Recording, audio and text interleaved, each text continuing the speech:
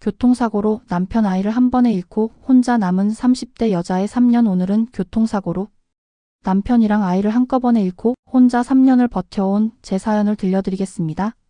근데 이상하게도 제가 가장 무너졌던 순간은 사고 당일이 아니었어요. 아무것도 느껴지지 않을 때가 더 무서웠거든요. 그게 무슨 말인지는 끝까지 들어보시면 알게 되실 거예요. 사고가 난 건 2021년 11월이었어요. 토요일 오후였고 저는 집에 있었어요. 남편이 5살짜리 딸아이랑 둘이서 마트를 다녀오겠다고 했어요. 저는 그날 좀 피곤하다고 집에서 쉬겠다고 했어요. 남편이 나가면서 뭐 사다 줄까 했고 저는 귤이나 사와라고 했어요. 그게 제가 남편한테 한 마지막 말이에요. 2시간이 지나도 안 오길래 전화를 했는데 안 받았어요. 1번, 2번, 3번. 그러다가 모르는 번호로 전화가 왔어요. 경찰이었어요. 교통사고가 났다고 지금 병원으로 와야 한다고 했어요. 저는 그 순간 이상하게 엄청 침착했어요. 외투 입고 지갑 챙기고 신발 신고 나갔어요. 택시 잡으면서도 손이 떨리지 않았어요.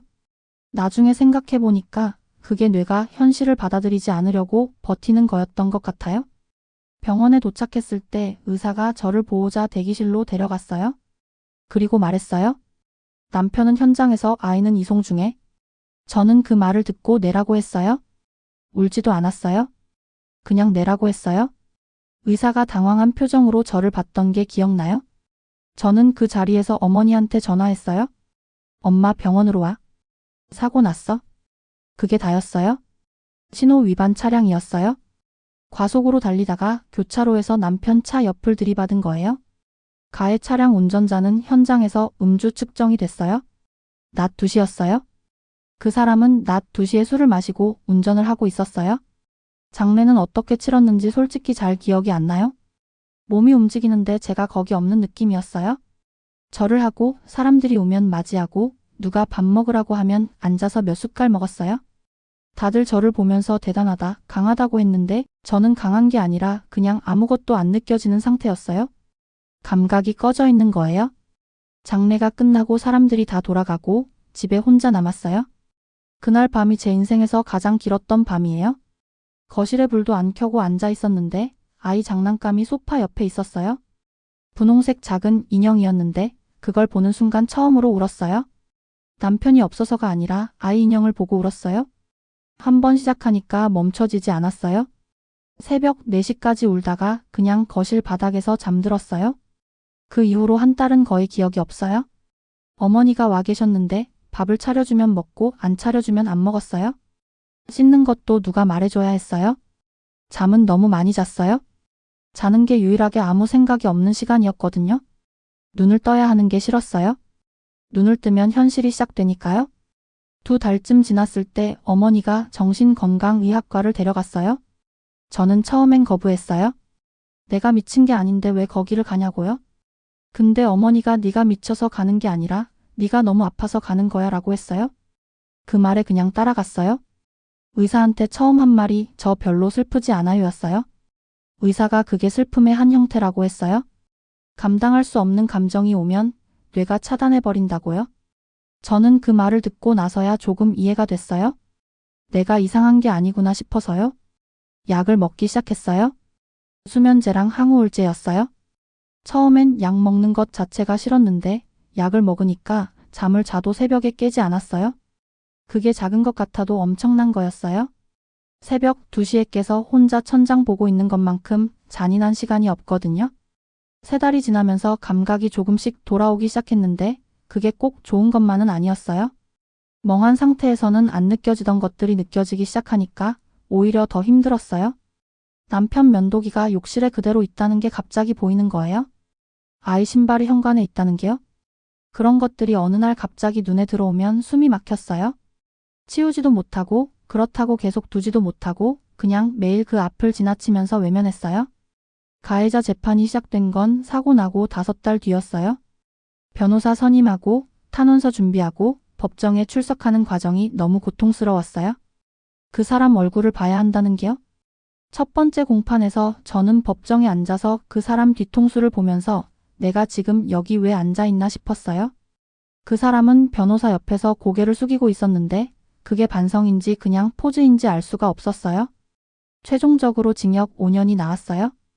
판결 받는 날 방청석에서 선고를 들었는데 5년이라는 말에 아무 감정이 없었어요. 5년이 많은 건지 적은 건지 그게 의미가 있는 건지도 모르겠더라고요. 남편이랑 아이가 돌아오는 게 아니니까요. 법정 나와서 햇빛 받으면서 그냥 멍하니 서 있었어요. 그 무렵에 제가 스스로 이상하다고 느끼는 일이 생겼어요. 어느 날 마트에 가서 귤을 집어드는데 손이 멈추는 거예요. 남편한테 귤 사오라고 했던 그 날이 떠올랐거든요. 저는 귤 봉지 들고 한 10분을 그 자리에 서 있었어요. 마트 직원이 괜찮냐고 물어봤고 저는 괜찮다고 하고 귤을 내려놓고 그냥 나왔어요. 그날 이후로 한동안 마트를 못 갔어요. 그런 게 일상 곳곳에 있었어요. 토요일 오후가 유독 힘들었어요. 그 시간대가 되면 이유 없이 불안해졌어요. 비슷한 색 차가 지나가면 심장이 쿵했어요. 아이 또래 아이들이 보이면 시선을 돌렸어요. 그게 트라우마라는 걸 알았지만 안다고 해서 멈춰지는 게 아니었어요. 1년이 지난 시점에 심리상담을 시작했어요. 정신건강의학과 약이랑 병행해서요. 상담사가 첫날 제게 물어봤어요. 지금 가장 하고 싶은 게 뭐예요? 저는 한참 생각하다가 아무것도요 라고 했어요. 상담사가 그랬어요. 그게 솔직한 거예요? 거기서부터 시작하면 돼요? 그 말이 이상하게 위로가 됐어요. 뭔가를 하고 싶어야 한다는 압박이 저한테도 있었거든요. 빨리 일어나야 한다, 빨리 회복해야 한다는 거요. 근데 그게 없어도 된다는 말을 그때 처음 들었어요. 상담을 받으면서 제가 가지고 있던 감정이 하나 있다는 걸 알게 됐어요. 죄책감이었어요. 그날 제가 같이 갔더라면, 제가 피곤하다고 하지 않았더라면, 귤을 사오라고 하지 않았더라면, 그런 생각들이 머릿속에서 반복됐어요. 상담사가 그 감정을 꺼내서 천천히 들여다보게 했어요. 제가 사고를 낸 게 아니라는 거, 귤을 부탁한 게 잘못이 아니라는 거. 머리로는 알아도 가슴으로 받아들이는데 거의 1년이 걸렸어요. 2년이 지난 시점에 저는 조심스럽게 일을 시작했어요. 사고 전에 인테리어 회사에서 디자이너로 일했는데 프리랜서로 작은 작업들을 받기 시작했어요. 집에서 노트북으로 하는 거라 사람을 많이 안 만나도 됐어요. 처음엔 1시간 집중하면 지쳤어요. 근데 그 1시간이 2시간이 되고 2시간이 반나절이 되면서 조금씩 일상이 생겼어요. 뭔가를 만들고 나면 아주 잠깐이지만 다른 생각을 할 수 있었어요. 그게 그 시기엔 엄청난 거였어요. 남편 기일이랑 아이 기일에는 아직도 많이 힘들어요. 특히 아이 생일이요. 살아있었으면 올해 8살인데 그 나이를 지나가는 게 이상하게 느껴져요. 시간은 가는데 아이는 5살에 멈춰 있으니까요. 그날은 종일 밖에 안 나가고 집에서 조용히 있어요. 울 것 같으면 울고 안 나오면 안 나오는 대로요. 억지로 뭔가를 하려고 하지 않는 게 저한테는 더 맞더라고요. 3년이 지난 지금 저는 괜찮냐고 물어보면 뭐라고 해야 할지 모르겠어요. 예전처럼 살 수 있게 됐냐면 아니에요. 근데 살아갈 수 있게 됐냐면 그건 네인 것 같아요. 그 둘이 다르다는 걸 이제는 알아요? 예전처럼 돌아가는 게 목표가 아니에요. 그게 아니라 이 상태의 나로 어떻게 하루를 보낼 수 있는지를 찾는 게 지금 제가 하는 일이에요. 어떤 날은 아침에 눈 떠서 커피 한 잔 마시면서 창밖 보는 게 그냥 좋아요. 특별한 이유 없이 그냥 오늘 하늘이 좋다 싶은 날이 가끔 있어요. 그게 사고 직후에는 상상도 못했어요. 그런 감각이 올 수 있을 거라고 생각을 못했거든요. 근데 와요.